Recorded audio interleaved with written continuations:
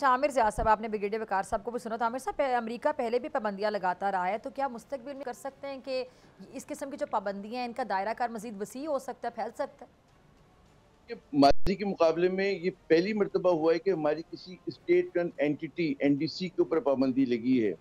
तो ये अलामती एतबार से बेशक पाकिस्तान के मिसाइल प्रोग्राम पे इसका असर ना पड़े, लेकिन अलामती लिहाज से इसकी बहुत अहमियत है। और हमें इस बात का इल्म होना चाहिए कि जो अगली इंतजामिया आ रही, ट्रम्प इंतजामिया, उसमें कुछ जो हैं भारत नज़ाद लोग हैं जो बहुत अहम मुद्दों पर हैं, और कुछ जो हैं भारत नवाज हैं वो भी बहुत अहम मुद्दों पर हैं।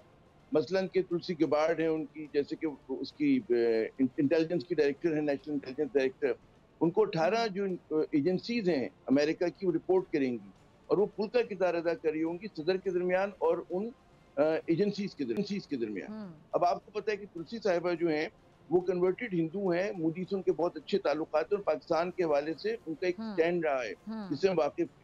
इसी तरह एफबीआई की आप बात करें, उसमें भी एक भारत निजात शख्स जो है उसको जो है उसका सरबराह बनाया गया है।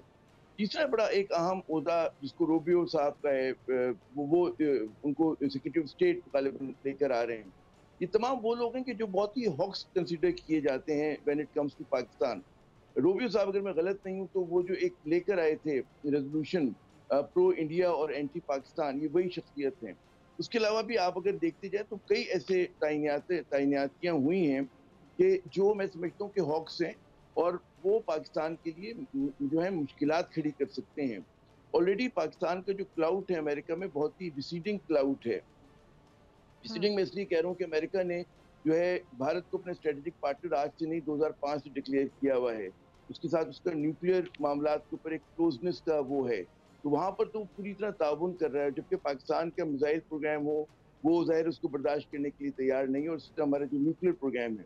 हमें ये भी समझना चाहिए कि पाकिस्तान इस वक्त दुनिया की वाहिद मुस्लिम न्यूक्लियर ताकत है, और हमने देखा कि इसके बाद जहाँ जहाँ जिन ममालिक के मुसलमान मुल्कों की अफवाज मजबूत थी, और जहाँ पे एक कहते हैं ना कि मजबूत मुस्तहकम हुकूमतें थी, आप इराक की बात कर लें, अब शाम लेटेस्ट कैजुअलिटी है, लिबिया को आप देख लें, गो के छोटा मुल्क था लेकिन मुल्क था, अहम मुल्क था।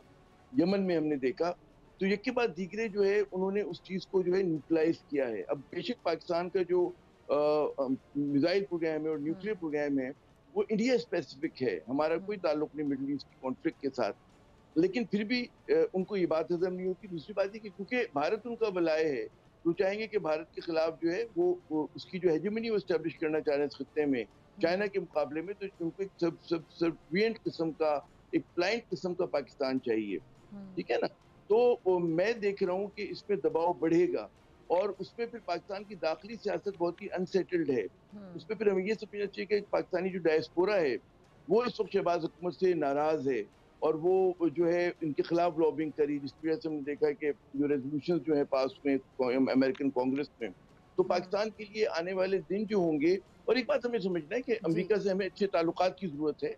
हमारा सबसे बड़ा वो एक्सपोर्टिंग पार्टनर है, हम IMF के लिए, वर्ल्ड बैंक के लिए, तो पाकिस्तान के इंटरेस्ट ये कि हमारे उनसे मामला ठीक हों, लेकिन मामला ठीक करने के लिए we have to walk a very tight wire, वो कहते हैं हाई वायर एक्ट हमें करना पड़ेगा, और उसमें ज़ाहिर है कि अमेरिका का दबाव इंसानी हकूक़ के हवाले से बेशक वो इजराइल की परवाह ना करते हों या दीगर चीज़ों की, लेकिन आप पे वो कर सकते हैं कि जी इंसानी हकूक़ है, आपके इलेक्शन मुतनाज़ा है, आपकी फलाह यानी हमें चीज़ बड़ा ऐसी है। स्मार्टली प्ले करना होगा आमिर ज़िया साहब।